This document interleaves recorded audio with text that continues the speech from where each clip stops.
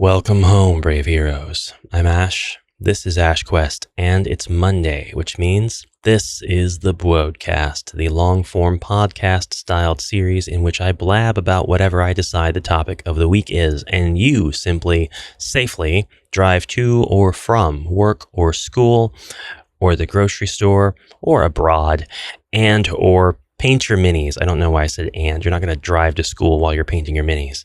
I mean, if you're daring, but we don't encourage that kind of behavior here on the channel. Or perhaps just carry on any household chores, or if you're like me, enjoy a cup of coffee and doom scroll with me in the background. I'm here to share with you several advancements on the HeroQuest homebrew front, all of which I'm very proud of on behalf of the individual creators. It's a movement away from an environment in which grifters kind of find themselves trying to thrive. And yeah, there's been a few people that I would say have grifted and continue to grift in this scene. I won't name names, but generally anybody that I have shown on this channel is not on that list. Generally anybody that I've promoted or spoken well about is not on that list of people that I think are a little too opportunistic in my worldview. Here, I want to share with you the expansion pack, the Maw of Darkness, which is compatible with HeroQuest's 1989 edition as well as its 2021 revival from MULE, and this time it's free. Yes, MULE has made the Maw of Darkness a free offering. You can get that on MULE's itch.io page, and you can print all of this stuff off on your own to create the materials. I did a video of the Maw of Darkness. If you want to see that, it's actually linked right here on MULE's itch page, so thank you very much for that, MULE. There may be a few copies left on the Etsy shop. This is a UK offering, though, so if you're in the States, it's going to be a bit for shipping. There are miniatures available with this via Minis 3D, but they are sold separately, and I think you'd be better off proxying with any of the canonical miniatures officially available at this point. There have been a ton of expansions released officially since this expansion homebrew was released. But the Maw of Darkness is a really, really cool homebrew expansion, and it's one of the most professionally put together and nicest looking physical expansions that I've had the pleasure of receiving. It's one of the few homebrew pieces that I keep and say, yes, this goes in the vault. I say few. I guess at this point, it's really more half and half. Half the stuff I get, I end up giving away, and the other half I keep because I'm just so impressed by it and I really like it.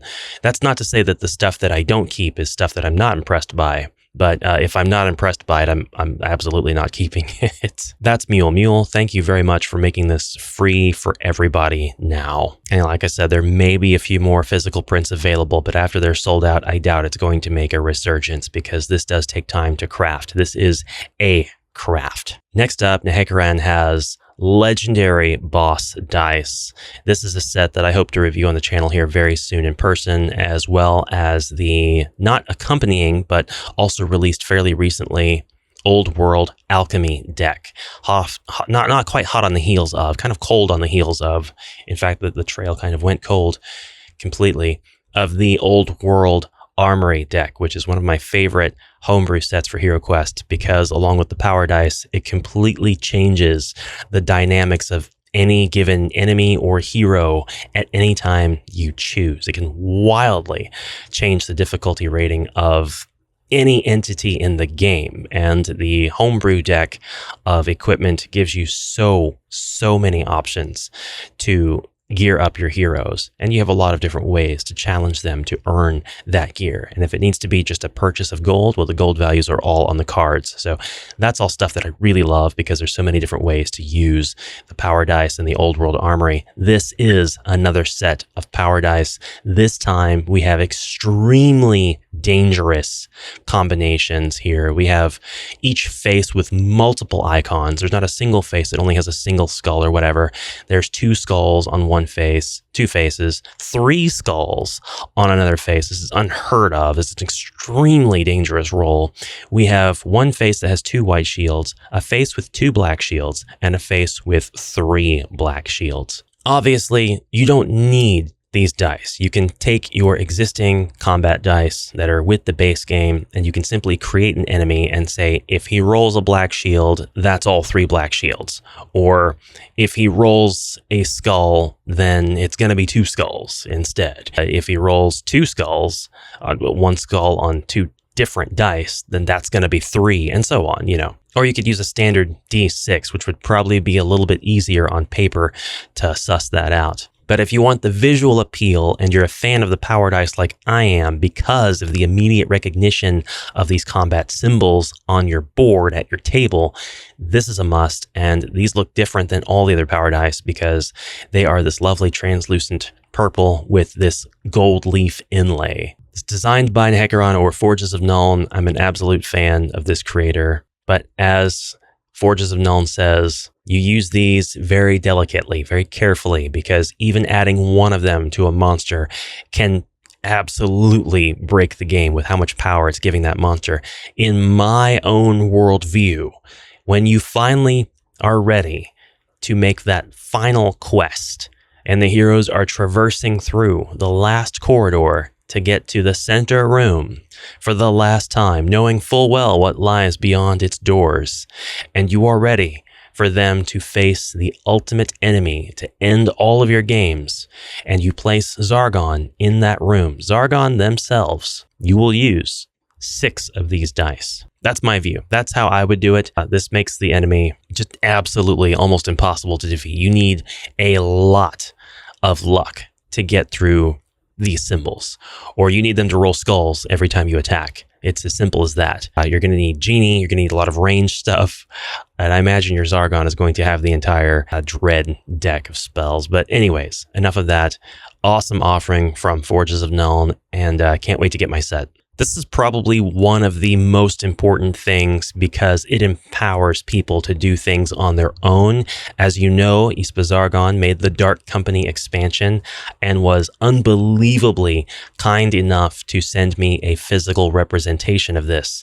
This is not something that is for sale. It's not something that he's just making to send to people at a whim. In my comments for the video of that unboxing, there were a lot of people who were like, hey, let's talk. I got money. I'm going to buy this. No, you can't. You can't buy it. It's not for sale.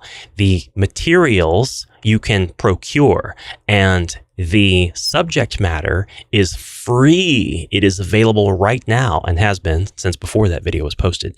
So if you want to make your own Dark Company box set, this video gives you the know-how. This is HispaZargon's YouTube channel, and he is showing step by step exactly how you can make the high quality, beautiful materials that I showed in my unboxing of the Dark Company. And you can apply these techniques to make your own beautiful physical versions of your expansions. And I hope very much to be able to follow along with this tutorial and make my own expansion, because I have a few ideas for expansions that I would love to make. One for the old version of HeroQuest, a couple maybe.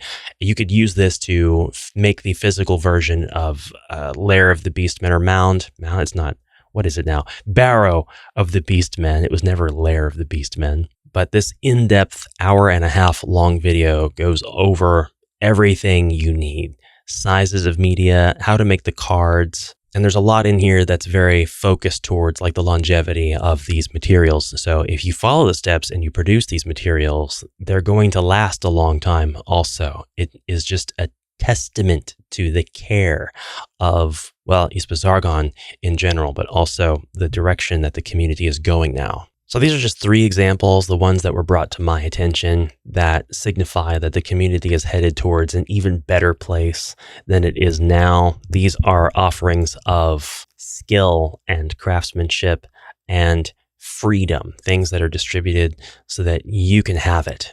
You don't have to go through any obstacles to get it, with the exception of having to buy, more Forges of Nuln dice, which you don't have to do. You can absolutely just designate a D6, look at the stats on those dice and say, well, if you already are using power dice, you can accept these as canonical to what you want to do. It's really cool to see it. That's all. I hope that there are some other quest makers who will kind of follow in that direction. I would actually say that it's a great move.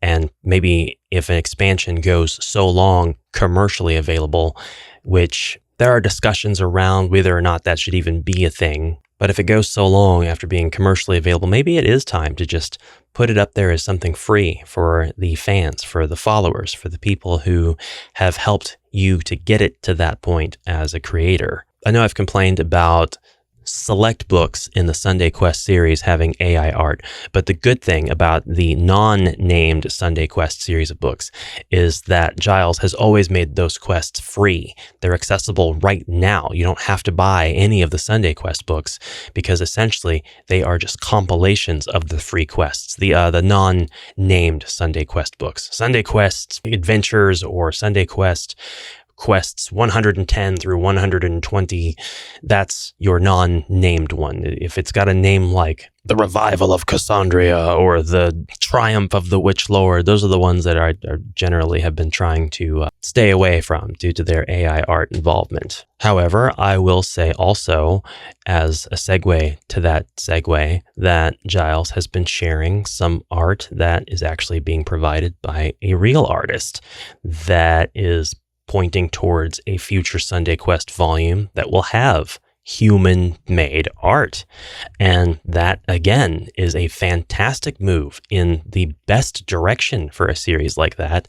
And I hope that it sends a strong signal that things that are made with that kind of craftsmanship and that kind of soul are so much better than just grifting to throw together stuff that you didn't make. The point is that is finally happening, and it's great to see that finally happening. And I hope that that ripple effect can help other people move away from that whole sphere and get into creating for the sake of creating. If we have a lot of people who think like corporations, and I think their creativity suffers a lot for it, because if you think with the corpo brain, you are, by natural law of corpos being far removed from their audiences, going to lose a lot of what makes your creation special. It's like the Masters of the Universe trailer.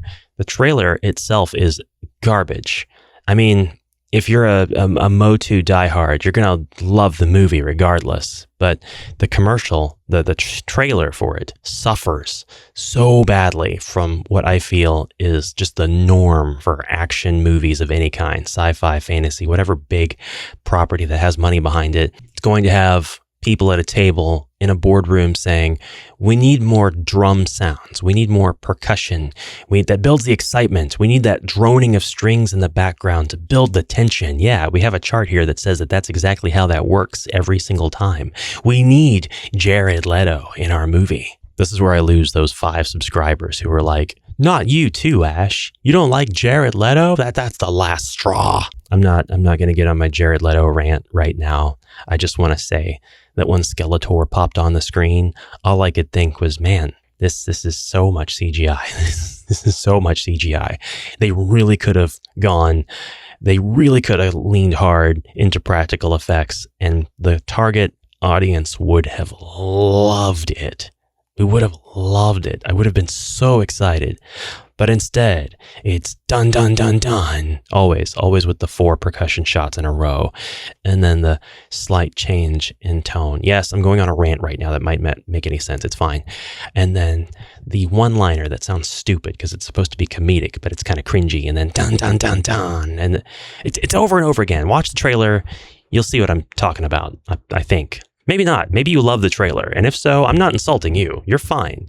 You can love the trailer. If you find love in these cringy things, more power to you. That makes you even cooler. But man, golly, corpos, man. Okay, that's my corporation's rant done. Checked off the AI rant box this video. What else is there? I shared with you 3 awesome HeroQuest things. I want to talk about what is left for Avalon Hill to do. And I don't mean from the old stuff. They have achieved an incredible milestone. It would be beyond entitlement to expect any more out of them at this point. But it would be perfectly reasonable to assume in good faith that they want to continue on and create awesome stuff. And I fully believe that that is the case. So what is left for them to add to the game HeroQuest that they haven't done already? I don't know that there are very many things left to tackle from lessons like the old game version could provide. Obviously we have the Dark Company. Yeah, there's 50 people are going to say Dark Company. And yeah, obviously Dwarf and Wizard expansions. We can't go 5 minutes discussing the future of HeroQuest property without those things popping up, because I won't shut up about them. And then of course we've got Neef Island, right? Which, by the way, I do want to segue again. We're going to talk about what's left to do, what's been done and what's left to do in terms of mechanical content. That's the big important point I want to make. But I do want to say I had a holy grail of a board game come across, and it was indeed the Japanese version of HeroQuest. That's my grail. That's the one that I want above all others. That's the one that I will spend more money on above all others. Unfortunately, it slipped out of my grasp. And I believe the winning bid was $1,000. It was $1,000. And I was able to get close to that, but I was nuked in the last 10 seconds. Absolutely nuked. I do want to, at this point, thank the people who joined the channel membership or the super chatted or became patrons or anything of that nature, contributed money in any way, essentially, during a time when I was asking for some kind of fundraising. It's an incredibly selfish thing for me. I don't need fundraising, but I do want to give special recognition to people who helped during that time that I said, hey, if you have finished buying things that are important and relevant, and you have finished supporting causes that actually mean something, and you've got a few shekels left over, throw them my way. Uber MX, Chris Pyers, Kyle Brock, Justin Raston, and Philip D. You guys, I really appreciate, because you did throw shekels at me. There are a few more new members who have joined through gifted memberships and stuff, but I really just want to thank all of my patrons and members. And for patrons, that includes in order of kind of how long they've been patrons and also total amount that they have decided to throw my way for whatever reason. Nutshell, Matt McNett, Deathtone, David J. Colley, Justin and Sarah, Mr. Big B. Justin and Sarah, I think, are on there because of my video game content. I need to let them know it's not happening anymore, and they don't need to give me any more money. Red Fox 1, Clemens Schmidt, Malgamus, David Offs, Dan Nastic, John Boyle, Ted Wysocki, John Timmons, Kim Jensen, Clyde Kim, hold on, whoops. God, my UI is so messed up. Oh man, hold on. I said that wrong. It is, I misspelled. I don't know. Is it Kim Jensen? Tim Jensen? Jim Jensen? I gotta go back and look. I left off the first letter, so all it says is M. Jensen. I am so sorry. My last couple of videos are gonna have this incorrection now. Clyde Kim, CD, Glenn 1N, Serena Caruso, and Liminal Sub. And for YouTube members, we've got Ribby, Sack of Ham, Thomas A.W., Walt Freedom, Eric Johnson, Arnold Degons, Duethion 81, Jeremiah W., Aloran 9947, Ike D 5402, Uber MX, Matthew R., Disciple 012, Our Audio Works, I may need to look at that. That may not be correct. Or it might be. Merc Forge, Happy Halfling, Grandpa Barbecuer, Sven S., Renarius Ashkevron, Justin R., and Philip D. So, guys, thank you very much for your patronage. I do appreciate it. And I did say, if I got the amount of money needed for the game, whatever the case may be, and I didn't get it, we would do kind of a vote to decide on what I would get instead with the money. I ended up having 6/8 of what I was willing to bid, but the last 2/8 are going to be no small amount. So I guess I would put a vote up here in the coming week, kind of asking what I should do with that amount and how it should contribute to the channel, because it's got to contribute to the channel in some way. And so thanks to those people for helping me out. As far as HeroQuest, and next time, I don't think I'm going to have quite the same struggle getting my grail, because I think it was just me and one other person, and we were going at it toe to toe. It was a brutal battle. I lost in the end. But it's okay, because there will be a next time, one of these years. It's such a rare freaking game. It's so rare. It's so ridiculously rare. Just seeing it on eBay, that's what hurts the most. But it's okay. I've got my fair share of rare games. I can't complain that much. I am privileged as it is. Moving on, what is left? Well, we have pretty much a crafting system in HeroQuest. We have furniture with mechanics. When you consider the First Light rule set and the alchemy deck. We have a skirmish mode, which comes with against the Ogre Horde. We have pretty much every single magic user you could think of, and just a myriad of spells to choose from to homebrew our own magic users. We have so many categories now. It's just silly. The amount of homebrew potential that Wizards of Morcar brings is through the roof. Imagine this game comes with 5 wizards, all of them viable heroes, should you decide to convert one to be a hero. And we have all of these dread shifters, so the concept of mimicry has made its way into HeroQuest.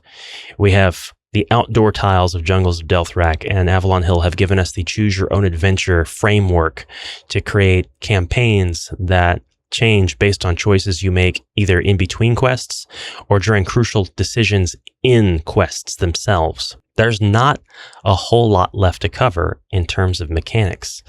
So I would challenge Avalon Hill, and this may be stuff, and I'm kind of hopeful that that is currently in the development room for the next expansion or expansions. I think that because we're going to continue to get HeroQuest expansions, and I do strongly believe that because all unofficial signs point to yes. Please do not comment in the video saying, I think they're through, because I'm telling you counter to that and why that is. But I don't have a source. You're going to have to go look at the positive statements of the community and Avalon Hill themselves and derive those feelings on your own. I think that what we will be seeing soon enough is a way to play solo. We have the app. Yeah, but a lot of people want to go at analog style. They don't want to use an app. We have several different homebrew solutions to play the game solo. Graveon's being my favorite. Axiom Quest is a favorite of a lot of people. Some people like to use Lizurin's advanced game system. These all have their pros and their cons. The addition of a solo mode that's rules as written that you would be able to apply not just to the campaign in which it is introduced, but to other campaigns with minimal tweaking would be a mathematical challenge that I really think the minds at Avalon Hill would be able to accomplish. We have a reputation system already that grants the heroes boons of a kind, and to tack on top of that, we've got the heroic boons system, which creates a sort of borrowed power way for the heroes to level up. And we have the precedent of allowing them more than one boon, spoiler alert, when you complete Wizards of Morcar, if the town is available, and you get to decide as Zargon if that's the case in any given campaign, but the precedent is now there for you to do that. The 2 heroic boons means that you could have 3 heroic boons. That means you could have 4 heroic boons. You have a way to level up your heroes and make them substantially stronger through the use of the boon system. So that is something that is now there. I don't think that we need a progression system beyond what we have, because the scalability of difficulty does not exist between expansions in HeroQuest. It exists from base game to expansion, and that ends it. So, to answer that challenge, a climbing of difficulty. And what's the best way to climb in difficulty? Use the precedent that's already been established. Now, we need a Banes of Dread or Dreadful Banes deck of cards to go along with the heroic boons. And I think that that would be tied to a if this thing is available system, just like the town introduced in Wizards of Morcar. So if the Dread Tower is alight, so to speak, then the Dreadful Bane will be in effect. And this can be an environmental hazard. It can be something that Zargon is able to use at any time, or it can be a card, and I think it should be this way, that is drawn and is now in effect for that quest for the remainder of play. That was Shar. It is time to go dispense the coffee.